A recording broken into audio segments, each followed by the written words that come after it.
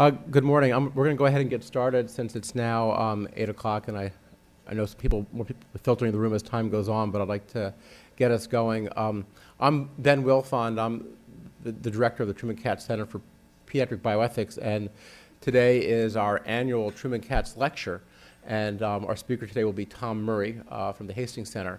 But before I introduce Tom, I wanted to spend a few moments briefly telling you about Truman, since there are probably some people in this room who probably have been here for 5 years or less, and were not here during the time that Truman was the president and CEO of the hospital. So I have a few slides just to give those of you who don't know him a little bit more of an opportunity to know what he did and what his legacy is and how we came here with his name attached to our program.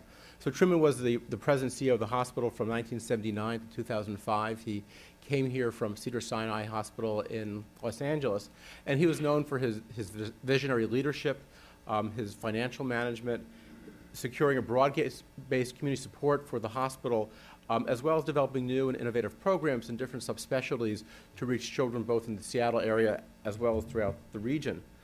Specifically, he worked hard to partner with the University of Washington to develop a relationship between the hospital and the university.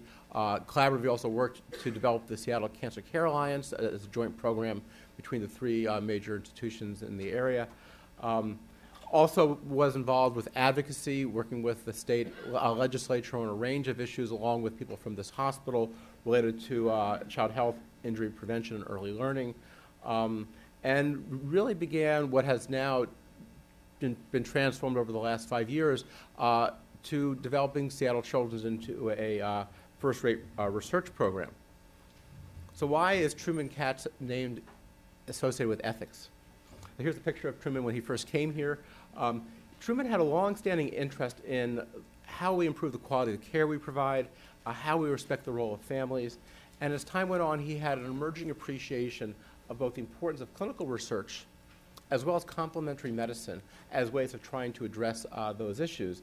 And the coalescence of those interests really led him to be interested, as he was retiring, to think about the idea of a Center for Pediatric Bioethics. And so with the support of the Board of Trustees of the hospital, the center was developed 5 years ago, and our focus is really on conducting research and scholarship on consultation, education, as well as training. And as part of developing the center, the Board of Trustees left a fund for providing this annual lecture every year in honor of Truman, in honor of his legacy. And every year we think about who would be a good person to bring to Seattle to see what we do and for the community to learn from about something that's relevant to pediatric bioethics. And so it's really my pleasure to introduce Tom Murray to you. Tom is somebody who has had a depth of scholarship in a wide range of areas. Even within pediatric bioethics, he wrote a book called The Worth of the Child now over a decade ago that really elucidated a lot of some very interesting issues related to parenthood and to children and to pediatrics. Tom is currently the president and CEO of the Hastings Center, which is a bioethics research institution that was first developed in 1969. He was initially there in the early 80s and then subsequently spent a number of years at Case Western Reserve in Cleveland, where he was the chair of the Department of Bioethics at the medical school there for over a decade, and then came back to the Hastings Center in the late 90s for his current position. It would take me a long time to describe all the things that Tom has done, but what I want to do is to give you an impression of this by mentioning briefly some of the journals that he's on the editorial board on, as well as some of the national committees that he's been involved with, because this will give you an idea of the scope of his work. So he is on the editorial boards for the Hastings Center Report, Human Gene Therapy, Politics and Life Sciences, Cloning Science and Policy, and the Journal of Law, Medicine, and Ethics, among others. In the past, he's served as the president of the Society for Health and Human Values, and its subsequent, not its predecessor, but its new incarnation as the Association for Bioethics and Humanity. So he's really been a leader nationally within the bioethics community. But he's also been a leader with public policymakers as well. He is the U.S. representative to the International Stem Cell Ethics Working Group. He was on the Association of American Medical Colleges Task Force on Industry Sponsorship of Medical Education.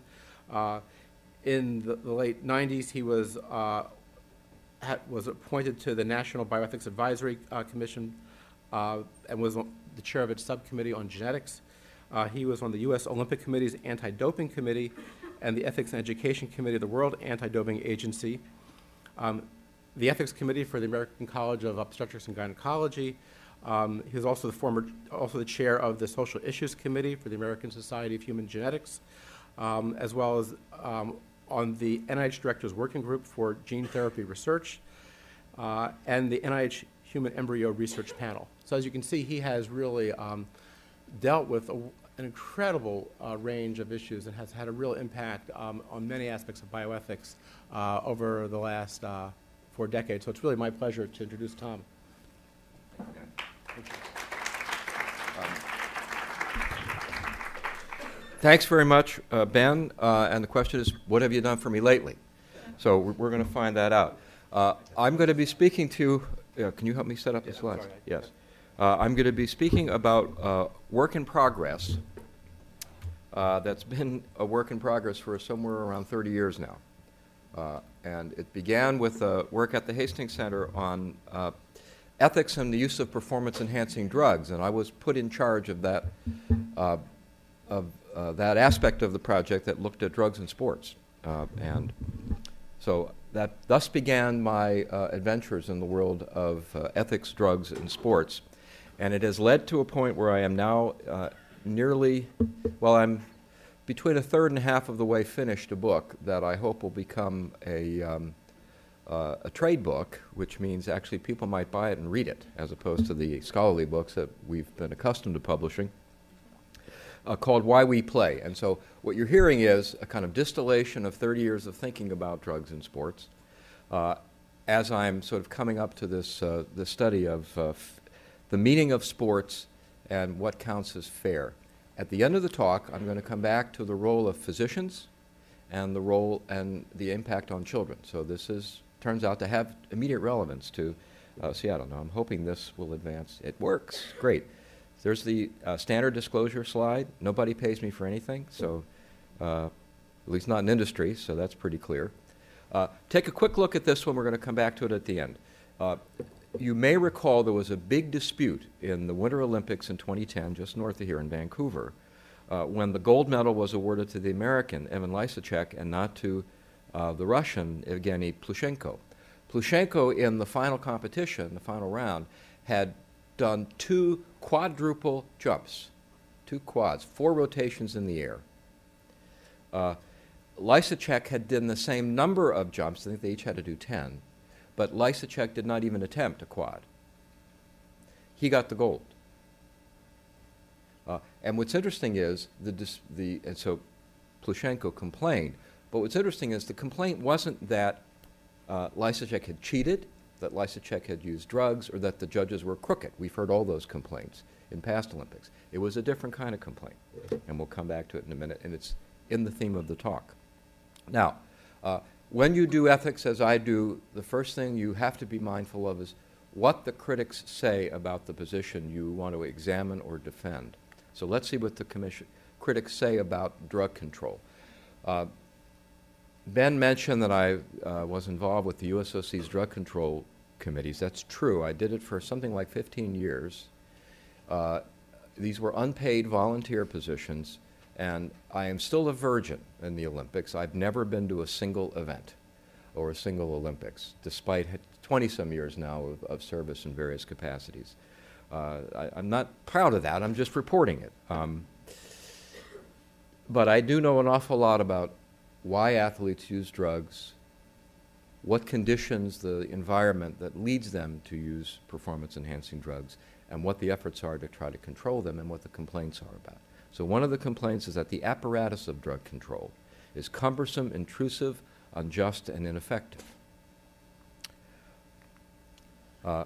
The odd thing is that many, many athletes, because that's true, by the way, many athletes nevertheless support it and insist on effective drug control, despite it being cumbersome, intrusive, sometimes unjust, and too often ineffective. Another thing the critics say is, why pick on drugs? There are all these other things that we do to improve performance, but somehow we're fixed on drugs as an inappropriate one. And anyway, the critics say, sport rests on a morally suspect foundation of unearned advantages. We'll return to all of these themes in the course of the talk. Now, in thinking about fairness for the book, there are at least three primary sources of inequality in sport competition that seem to be at least as powerful, if not more powerful, than the use of performance-enhancing drugs. And yet we accept them. These are geography, genetics, and gender. So let's look first at geography. In the Winter Olympics in Vancouver, Norway won 23 medals, including 9 golds. By the way, that's as many golds as the United States won. Our population is, see, we're 300 million, they're fewer than 5 million. So you do the math. So 60 times larger we are, yeah. Interestingly, Singapore, Eritrea, and Nicaragua, countries with roughly the same population, won no medals in the Vancouver Olympics. What's the difference between Norway and Singapore? Snow, all right. Snow and mountains. I actually travel to Singapore almost once a year because we have a relationship that the center does with Singapore's medical school. Same story more or less with Eritrea, same story more or less with Nicaragua. The fact is that in Norway, if you've ever visited a city like Oslo, there is a track that goes around the city of Norway for cross-country skiing. And the statue of one of their former kings, King Harald V, I think it was, shows him with his skis and poles going around. So this is a country that loves Nordic sports, glories in them, and if you are a child who has the physical gifts that would make you an appropriate candidate for a sport like cross-country skiing, in Norway you're likely to be identified and nurtured in that talent. Imagine the exact same child born in Singapore. Great athletic talent, particularly involving endurance and strength. That's what's required to win Nordic skiing. What will happen to you? Well, you might learn to run the marathon. I mean, you will be channeled into a different sport. Now that clearly results, so same child, same talents, very different directions depending on where you're born. Do we see that as somehow fundamentally unjust and as ultimately corrupting the meaning of the Olympics? If you want to make that argument, we can talk about it later. It strikes me as, well, that's just the way life is. We are born into different environments with different opportunities, and we should be mindful of potential injustices, but it's not something that we find as fundamentally disturbing. What about genetics? I'm going to stay with the skiing metaphor for a minute. Eero Mäntyranta was a Finnish cross-country skier, again, a Nordic skier. He is a kind of poster child of the people who want to claim that it's okay to use drugs in sports because we are born with such different natural talents, and in fact, all drugs do is kind of make up for those differences. That happens to be an argument that's also logically flawed, but we'll come back to that. The thing, Mäntyranta won 2 gold medals in cross-country skiing at the '64 Winter Games in Innsbruck, Austria, the 15 and 30 kilometer races. And Mäntyranta is born with inherited polycythemia. I don't know if you see many cases of that here. So essentially, he has more red cells circulating in his body. It's a familial condition. He's like many other members of his family, which is roughly the same effect sought by athletes who take EPO, if you're familiar with that drug. EPO is a drug used to treat anemia in people who are ill, but it's also used by athletes to give them a little boost in endurance. If you have more red cells in your blood, you can transplant more oxygen to tissues that are hungry for oxygen, and you can transplant waste gases away. Now, beyond a certain point, your blood can turn to sludge. When EPO was very first put on the market, very first approved for marketing, there were about 12.5 suspicious deaths, sudden, unexpected deaths of competitive cyclists in Europe. The general sense is that they were taking EPO. They didn't realize that you had to wait a couple weeks for the effect. So they took it, they waited a day or so, they didn't see the impact, they took more, and they probably caused either strokes or heart attacks because of a clotting. They had too many red cells in their blood. That's the suspicion. So Maturana, here he's sort of, again, the critics' eyes, he's born with kind of as if he'd gotten a natural EPO boost. Well, that's an interesting story. Is there anything wrong with that story? My research assistant and I investigated further. Curiously, Maturana did not dominate Nordic skiing in his career. That was the highlight, the 2 gold medals in '64. He never won another Olympic gold, either before or after that. He did win a couple of national events, but often his results were quite, for an elite athlete, were quite mediocre. So we've got a full result of all of his international competitions, including his Olympic competitions. In fact, he was regarded, according to the librarian at the Finnish sports science complex who responded to us, he was thought of as a sprinter. So here's a fellow who you would think that having this kind of natural boost in red cells would excel at the longest races, because after all, it's an endurance factor.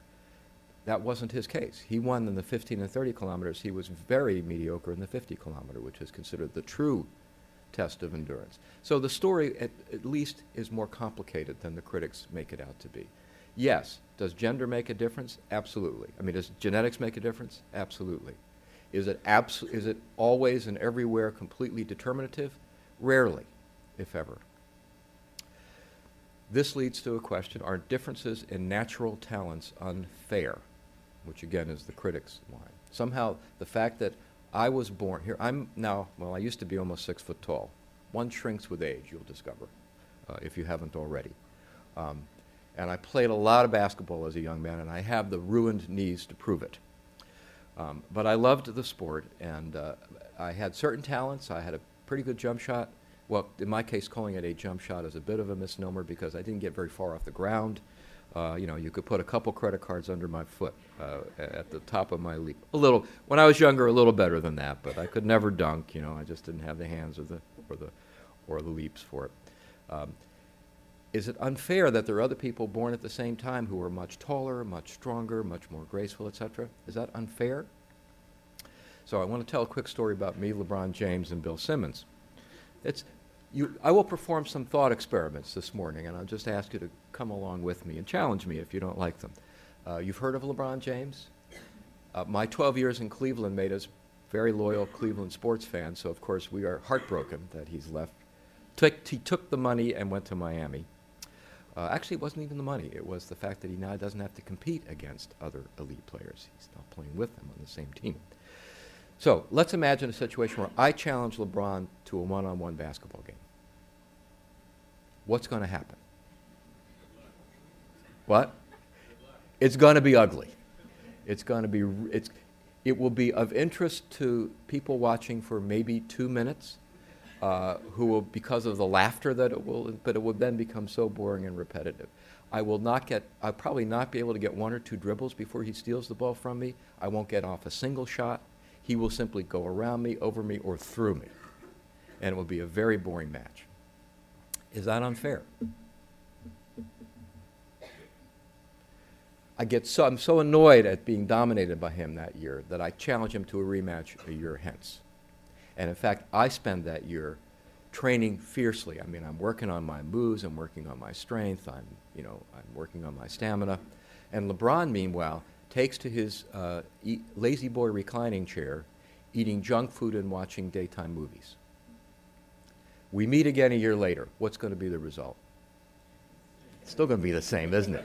He's just so much more talented than I am. He's also younger, but he's so much more talented than I am. At the same age, he was, it's not even a comparison. Is that unfair? If you don't think that's unfair, and I agree with you, it's not, then that means that we understand that there are such a thing as natural talents that make us fit for certain activities and not others. Now, if you're in this room, chances are that you're relatively bright. And that's a natural talent, and that's distributed unequally. I should say that my colleagues who say, well, it's unfair to distribute resources like championships and sports team memberships on the basis of natural talents, and I say, you work at a university, right? Do you hire the smartest people you can find and the hardest working people? And they say, yes. Well, how is that different? That's another kind of natural talent. So this is what Bill Simmons, who's a renowned basketball columnist, wrote about LeBron. Michael Jordan wanted to kick Dwayne Wade's butt every spring, not play with him. That should be mentioned every day for the rest of LeBron's career. It's also the kryptonite for any, quote, someday we'll remember LeBron as the best basketball player ever argument. We will not. Jordan and Russell were the greatest players of all time. Neither of them would have made the choice that LeBron did. That should tell you something. That I'm putting this up here, and Michael Jordan crushed Cleveland year after year, and Bill Russell crushed Philadelphia year after year. That's my hometown. So it shows you how far I've come. The last one is gender. Now that has more immediate relevance, I think, to a children's hospital. This is a name, you remembered LeBron James. You may not know who Maria Jose Martinez Patino is. Maria was competing in the World University Games in Kobe, Japan, 25 years ago for her native Spain. She went through a procedure called a sex control, where a buccal smear, that's just a little cheek swab, found a Y chromosome. However, in '85 at least, there was no nude parade, which was required of female athletes in the 1966 European Track and Field Championships in Budapest, where literally the name is quite descriptive. I mean, the female athletes were required to strip and walk naked before a panel of judges. When Maria's Y chromosome was discovered, she was advised by the officials at the Games to fake an injury because she would not be allowed to compete. And this was thought to be a less humiliating experience than to actually have it announced that she was an XY female. By the way, Maria was every bit a woman. Now, those of you who know development and better than I do, I'll give you the brief story that as I understand it. I mean, in the very early, basically your Y chromosome, if you're born as an XY, dictates the initial development of testes in the early developing embryo. What will happen, though, is in some cases you have an insensitivity to androgen, to the testosterone that the testes are producing. So actually the body will develop up on a female body plan. So you won't have ovaries, you won't be able to bear children, but to all appearances, you will look like and feel like a woman. That's Maria's story. She had complete androgen insensitivity syndrome. Is that making sense? The irony here is, athletes take testosterone and it's knockoffs, it's synthetic knockoffs. That's what the anabolic steroids are. That Maria could try taking them and it wouldn't do her any good because her tissues just don't pick up testosterone. They don't pick up the signals. So if anything, she had a disadvantage, competitive disadvantage insofar as masculine pattern strength would be. But she was disqualified and humiliated. Now, the reason sport officials began to look at that was because there had been some bad cases. Now, I grew up thinking there were basically just two categories. There's men and there's women, and everybody fits very, neatly and wholly into both of them. We now know that that's not so simple. Most of us fit more or less in one of those categories, but there's a spectrum of conditions, so-called disorders of sexual development, that result in sort of, it's more of a continuum, and there are some mixtures and patterns along the way. And that's just the way humanity is. I mean, we're more complex creatures than just fitting into those two gender buckets. Why is it important, by the way, to take gender in mind when we think about sport? So I'll ask you a question now that I had planned to ask later. How many finals of the 100-meter dash were run in the 2008 Beijing Olympics? Not qualifying heats, but finals. I heard two. Two is correct. People usually say one, but I've kind of signaled it with gender. For one for men, one for women. Why do they run them separately? Because men have an advantage in strength and size. And so if women were forced to run in exactly the same race as men, the women really wouldn't have a chance to win. So we create different competitions based on categories that in order to create competitions that are fair and that are interesting. And that's why we use gender to decide the races. And that's why men who are masquerading as women may violate that kind of sense of fairness. Now, Dora Ratjen, who was actually Herman Ratjen, competed in the 1936 Olympic Games for Nazi Germany. He claims he had been coerced into disguising himself as a woman by the Nazi youth movement. I've got a photo I'll show you in a minute. That was clear fakery. On the other hand, the Press sisters, Tamara and Irina Press, anybody old enough to remember the Press sisters?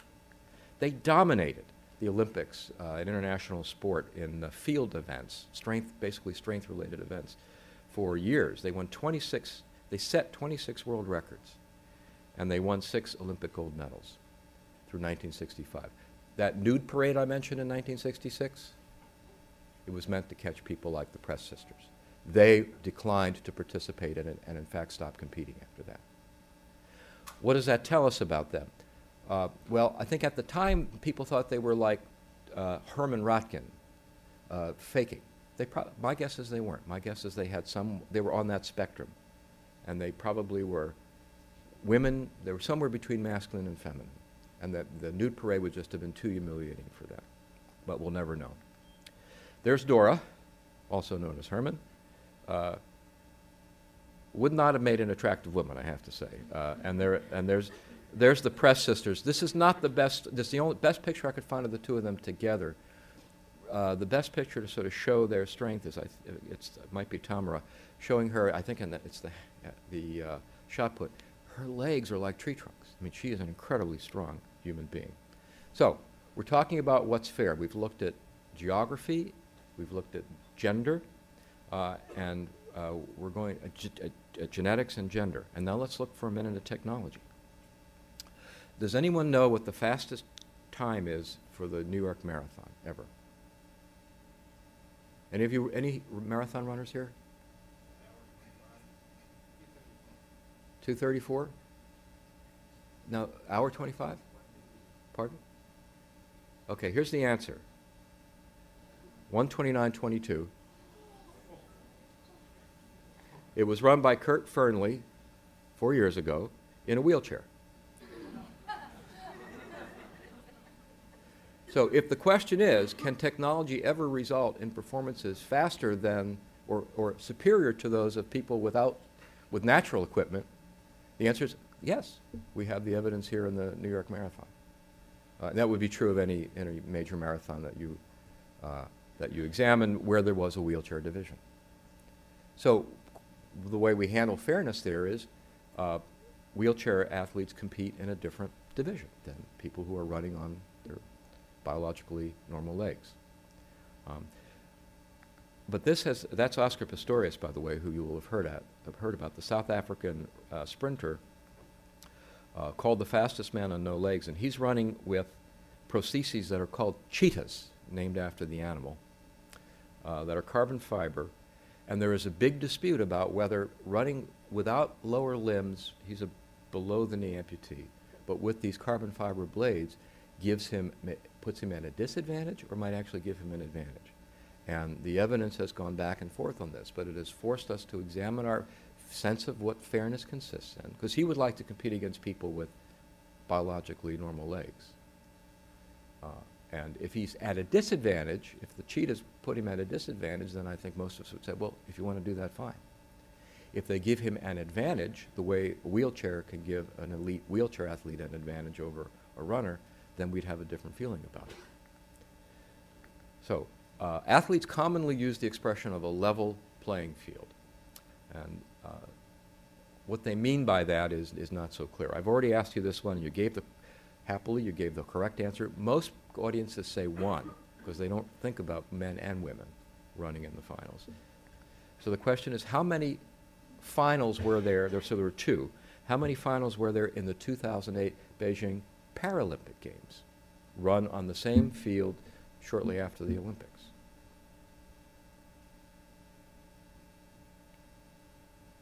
Want to hazard a guess? Good guess. 25. 25. Why?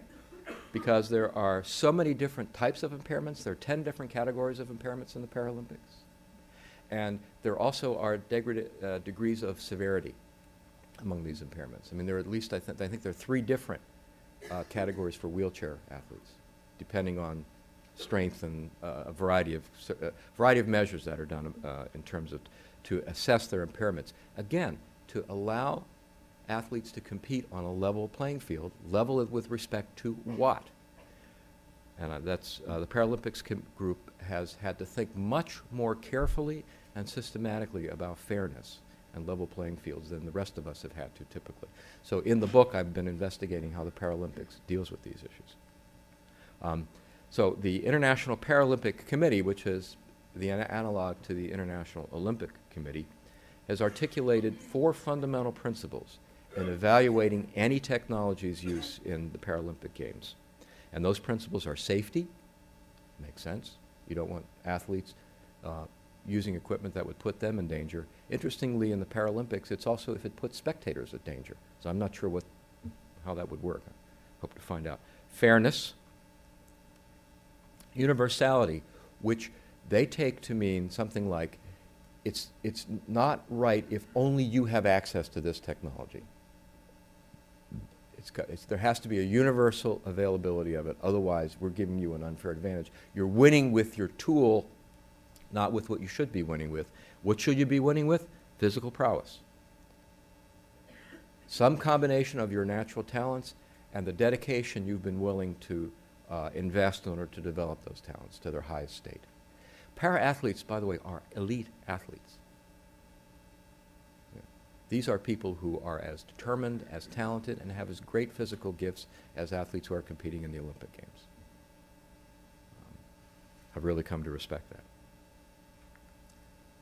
So I threw out a little Bible quote here.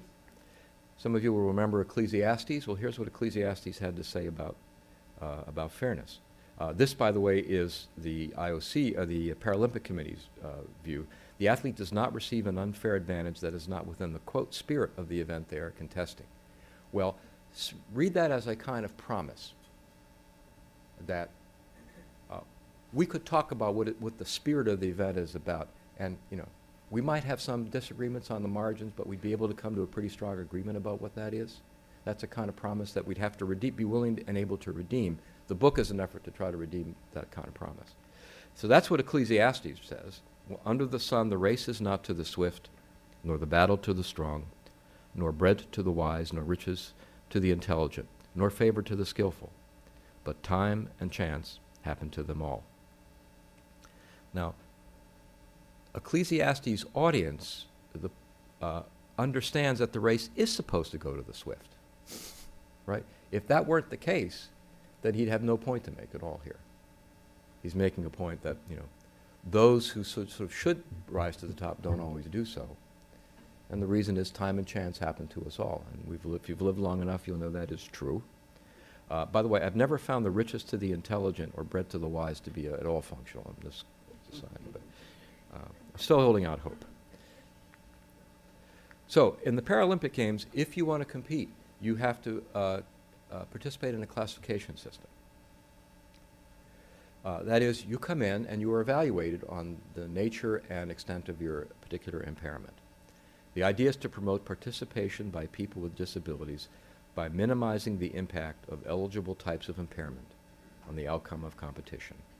This is 2 scholars who are working with the International Paralympic Committee. There are 10 categories of impairment: vision, strength, range of movement, limb deficiency, leg length difference, hypertonia, ataxia, athetosis, short stature, and intellectual impairment. And if, by the way, you wonder, do people ever cheat in the Paralympics? People try to feign greater impairments than they have at times, and there's a very swift and severe punishment if you're caught doing that. The apotheosis of cheating in the games, as far as I know, was the 2000 Spain's 2000 entry in Paralympic basketball in the intellectual impairment division. one, perhaps two of the members of that Spanish team actually had some intellectual impairment. The others had been advised to act stupid while you're there. But they were people whose intellectual range was clearly within the normal. And they were successful until they were caught.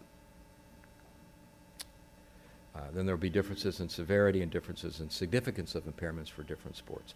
So now I'm going to get to the sort of fun part of the talk. Why are there rules? How do you get, when you think about what's fair, in the end, I'm convinced that you can't really answer that question without understanding what's the meaning of sport, what's the meaning of the particular event or activity that you're participating in. It's this unredeemed promise that I mentioned just a minute ago. A property of all sports is that it's always performance within boundaries. What do I mean by that? Well, football fields are 100 yards in length with end zones of a particular dimension. We'll talk about baseball in a minute. So are these rules arbitrary? They certainly seem. Why is a football field 100 yards? Why isn't it 120 yards or 80 yards? What is the distance from the pitcher's rubber to home plate? What do you say?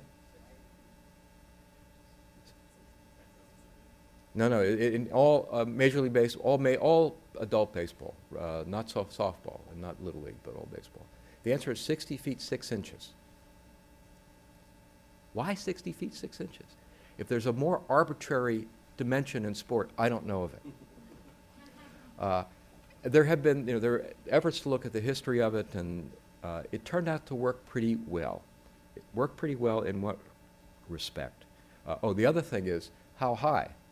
Well, it used to be that the pitcher's mound was 15 inches above the height of the field.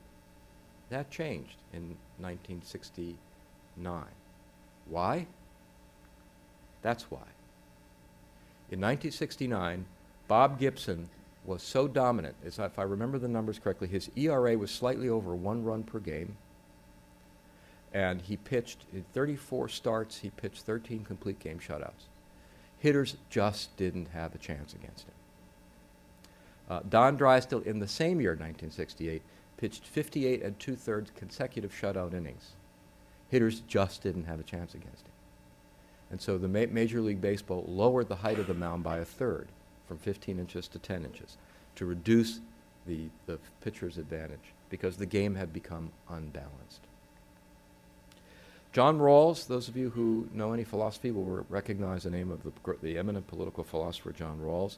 Turns out that John Rawls was he played baseball and he loved baseball. And this is a letter my son, found for me. Rawls writes this: "First, the rules of the game are in equilibrium. That is, from the start, the diamond was made just the right size, the pitcher's mound just the right distance from home plate, and this makes possible the marvelous plays, such as the double play." Here's the money sentence. "The physical layout of the game is perfectly adjusted to the human skills it is meant to display and to call into graceful exercise." And then he trashes basketball. "The physical layout of the game is perfectly adjusted to the human skills it is meant to display and to call into graceful exercise." Beautifully put. So into a less elegant translation, in sport, what we're doing is we're selecting from among all possible factors that might influence performance and success a subset, a finite set, that foster the display of certain natural talents and their virtuous perfection. That's my working definition. Now, let's imagine, I put this question to pitcher. Let's imagine that we move the pitcher in or out. We move the pitcher from 60 feet 6 inches into, say, to 40 feet. What would happen to the game? I'll give you some of the numbers. A 90-mile-an-hour fastball takes 0.4 of a second from the pitcher's hand to reach home plate. The typical batter, a singles hitter, a contact hitter, takes about 0.14 of a second. A power hitter takes closer to 0.18 of a second to actually get the bat into the plate. That leaves plus or minus 1/4 of 1 second to decide whether it's a fastball, changeup, slider, curve, whatever, where it's going to be when it reaches the home plate area, whether it's going to be a strike or a ball, whether it's going to be in my hitting zone or not. So you have a quarter, the hitter has a quarter of a second to make that decision. Move the pitcher into 40 feet, you're down to, a fraction of that, maybe less than a tenth of a second. There just isn't enough time. So baseball, instead of a game where you've got fielders spread around the field, you'll have a man at home plate or woman with a bat bunting and just hoping to make contact with the ball. You'll have a pitcher, a catcher, and 7 infielders. Everything that makes the game interesting, graceful, etc., will be destroyed. So is 60 feet 6 inches an arbitrary distance? You bet it is. It could be 60 feet, it could be 61 feet, and the game would look pretty similar. 40 feet would be a different game. 80 feet, you might as well be throwing batting practice. The point of the rules of sport, they are arbitrary in the sense that they might have been otherwise, but they're absolutely not arbitrary in the sense that they must meet the definition of what keeps alive in the game those things that we think are important. So baseball's rule makers can change the distance. They could say, oh, we'll move the mound into 40 feet, but guess what will happen? They'd be fools if they did, and they'd be run out of the game. Because tinkering with any of the rules of a sport that we care about is driven and constrained by what the game values. So again, what counts, what's fair in a game, what the rules of the game are about, is always about what we mean to the game should bring forward, what values the game has. So arguments against doping in sport. Doping, do you know that phrase? I don't know, it's a dopey phrase, actually, but that's just somehow the international term for the use of performance-enhancing drugs or other strategies. It doesn't have to be just drugs. The usual arguments against doping in sport are to prevent harm, to promote fairness, and I would add to preserve meaning, the meaning of the game. I'm going to speed through here because I want to get to the end of the talk, which is about physicians' roles and children. Well, the critics say that isn't this paternalism, which is doing something to or for someone for their benefit but with no regard to their own preferences? It is. They also say, isn't this hypocrisy? I mean, think about it for a minute. We tell people, strap these tiny, thin, long boards on your feet and careen down steep mountain slopes at 70 miles an hour and go as fast as you can. But don't take drugs because you might hurt yourself. Athletes will sniff out hypocrisy instantly. So the reason to tell an adult athlete not to use a drug in sport cannot be just to protect yourself. That's not going to be good enough. Is there a way to rescue safety? And I think we will see that. And there are 2 points here. This is absolutely central, the relentlessly competitive structure of sport. When I did my first work at the Hastings Center back around 1980 on this issue, in typical center fashion, I went out and I talked to people in sport. I talked to some elite athletes, including some professional athletes. I talked to coaches and others involved in serious levels of sport.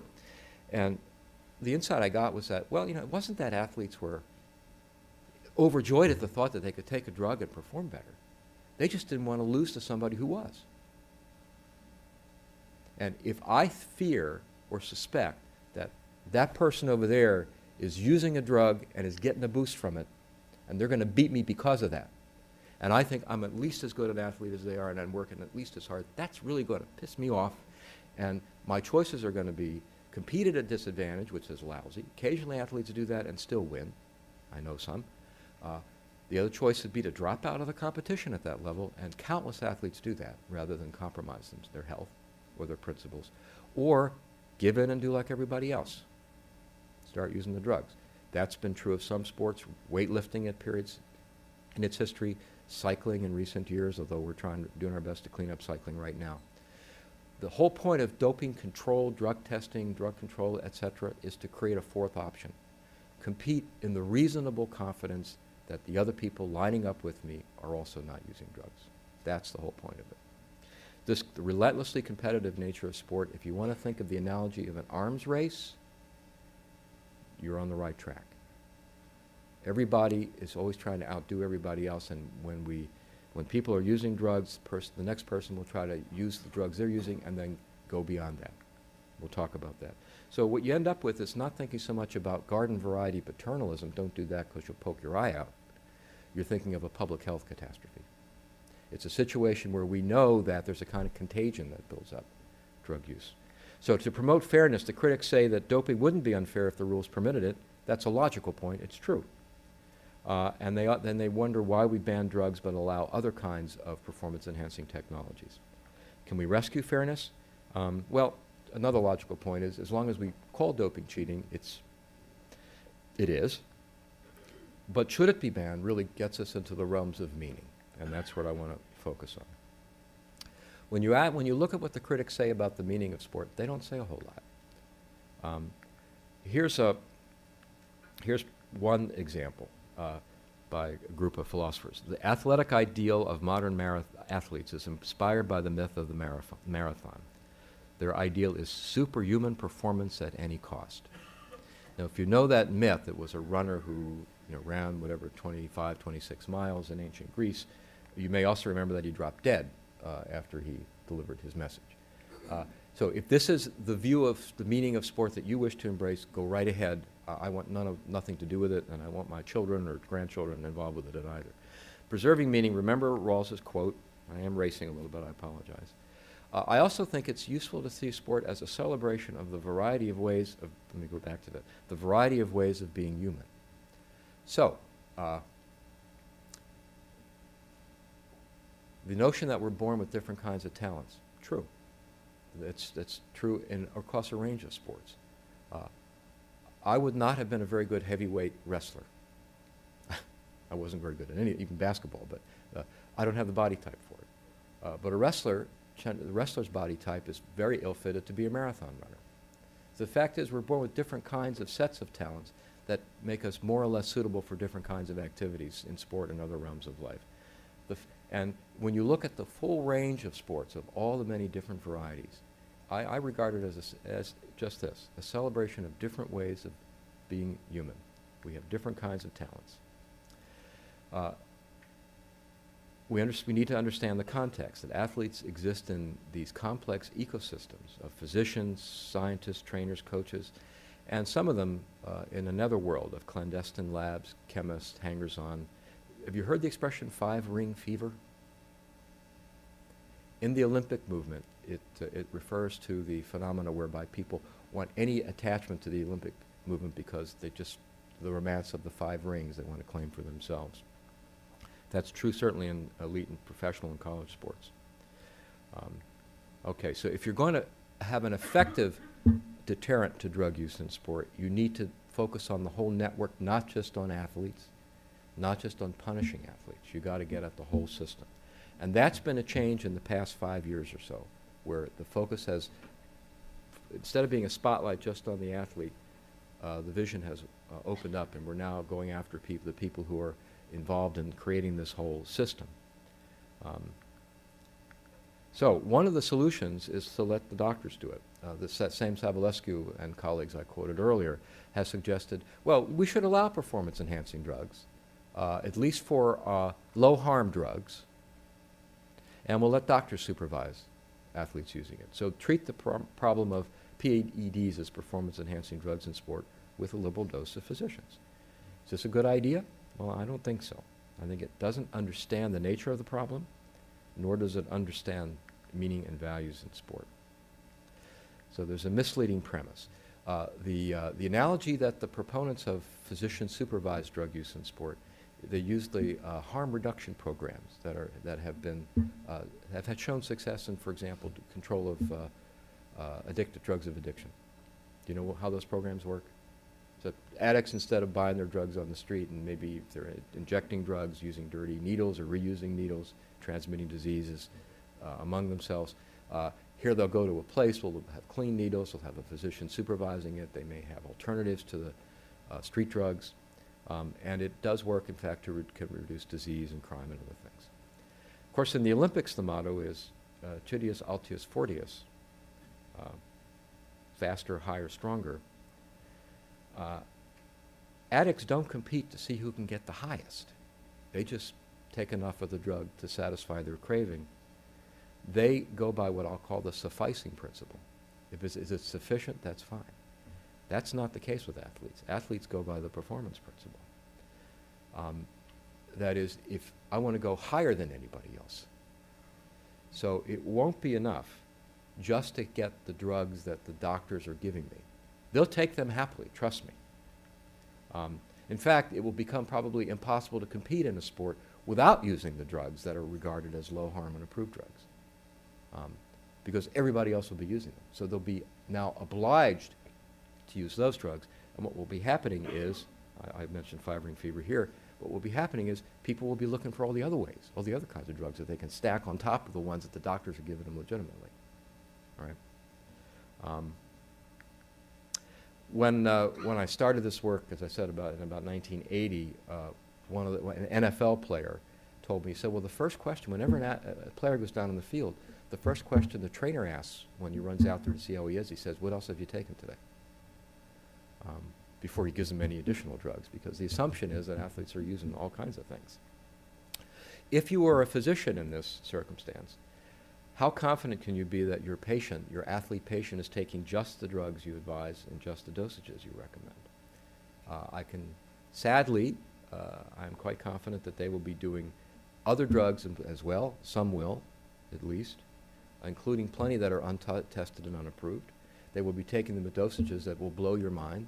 When athletes back in around 1980, when I looked at the pattern of anabolic steroid use, athletes were using them at 100 times, some of the drugs at 100 times or more of their therapeutic level. So you can expect those, and you'll expect combinations that are novel that we know nothing about the risks of. You'll be stacking different kinds of drugs together in ways that we have no scientific evidence to be confident that they're safe. There'll be other unintended consequences. So let's say that this applies to elite athletes, professional, high-level college athletes, et cetera, Olympic athletes. Well, what will happen to the rest of the athletic world? Well, there'll be more access to performance-enhancing drugs. They'll just have been legitimized and made legal. There will be, the drug race will function at that level just as it functions in the elite level. What will happen is a continuation of what we see today. They're going to be relying on unreliable resources, self-appointed doping gurus, unprincipled vendors. The Balcos of the world will proliferate. And they will now be working not just with the Barry Bondses of the world, but with your local triathletes. Meanwhile, most MDs will know no more than they do today about prescribing and monitoring the use of these drugs. What is going to be the result? Well, there'll be some improvement in performances. Any athlete who refuses to participate in this system will be at a disadvantage, and will have created and sponsored a rolling public health catastrophe. And that catastrophe, by the way, will affect children. There's no doubt about it. You know, there is plenty of evidence that young people, if they get access to things like anabolic steroids, will use them, and that will be true as much as kind of for issues about males, body image and body sculpting as it is for performance enhancement, but it definitely functions in the performance enhancement mode. So what are the choices? Well, if you are a critic and you think we shouldn't be so hard on drugs in sports, you either have to continue to ban some drugs, which is paternalism. By the way, these so-called low-harm drugs, they don't agree on what's low harm. Some think steroids are low harm. Some think steroids ought to be banned. Some of the critics think EPO is low harm. But there's increasing evidence that EPO, at least in patient populations, can in fact have some harmful effects. So we don't have much good scientific data on what really is a low-harm drug. And as long as you continue to ban some drugs, all your complaints about the apparatus of doping control that I mentioned at the beginning of the talk are still going to be relevant. You're not going to get rid of any of that. The option is to say, well, we'll take the lid off completely, use anything you want. Well, that's the triumph of the performance principle writ large, and I'm not going to, I'm not saying that thousands of young athletes will be dropping dead in the streets, but I think we will see this public health kind of catastrophe that I worry about.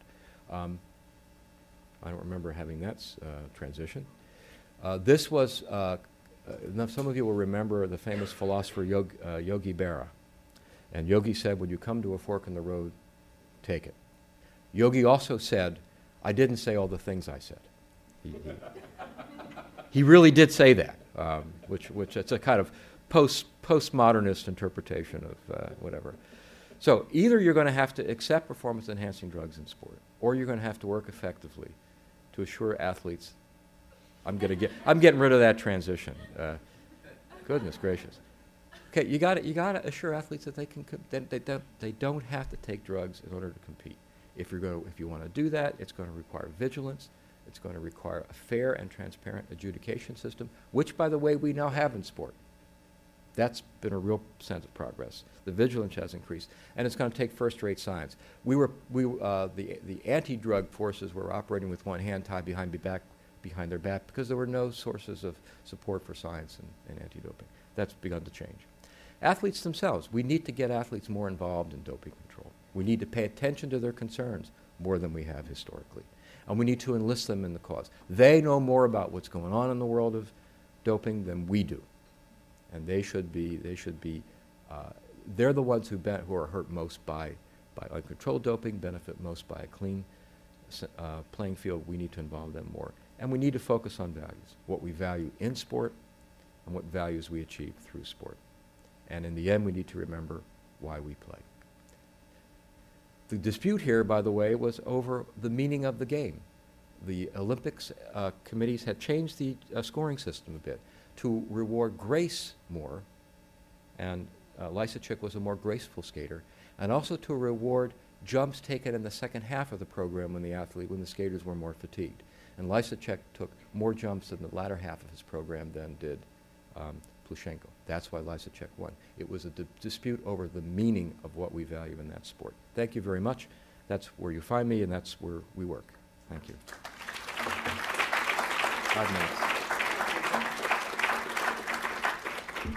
I have time for one question. So someone wants to come to the microphones. Any questions?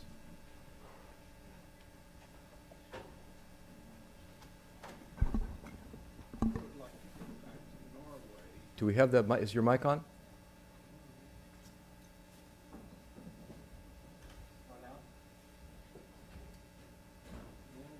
Yes.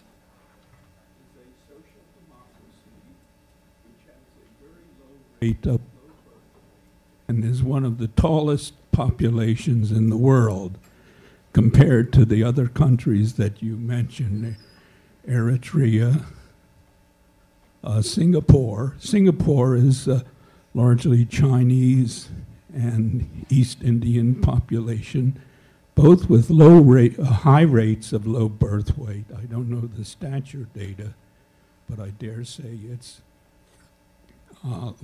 low compared to Norway. So Norway, people of Norwegian descent have an environmental advantage. And also, as I recall, the XY females, we used to call them testicular feminization. And I have read that they tended to be beautiful women. Well, I can't make any generalizations. I'm actually, on Sunday, I'm headed to Lausanne. I sent a draft of my chapter on gender to some people involved in the recent controversy over Caster Semenya, who's a South African runner, competing as a woman, but very strong. And the concern was that she might be masculinized female. So they asked me to come and actually talk to them. So I'm looking forward to that. Yes. Oh, thank you very much. This is a fascinating talk. You didn't mention the economic ring. If professional athletes were paid reasonable salaries and college education were free, do you think there'd be such a emphasis on drug-enhancing sports solely on the goal of winning amateur or less financially rewarding competitions? Well, I would never deny the power of money to shape behavior, but it's not a necessary condition. If you look at, for example, drugs used in the Olympics, and you could array the Olympic sports based on whether there's a sort of rainbow at the end, a financial pot of gold at the end for athletes in that sport, versus those where nobody remembers who the hell you were, even if you won a gold. And the rate of drug use seems to be primarily correlated with, is there a drug that makes a difference? Not with whether there's any money involved. Furthermore, you find athletes, and even say, I've had Division III football players. These are, do you know what Division III is? I mean, forget the NFL. You're never going to make a dime playing football. In fact, you don't even get a scholarship. to go to college in Division III, I think, an athletic scholarship. And drug use is a problem there as well. The NCAA does a periodic study of its student athletes, and it finds drug use really common across the board, irrespective of the level of competition. So competition is enough to drive the behavior. Well, thank you very much, Tom. Thank you, and enjoy your day.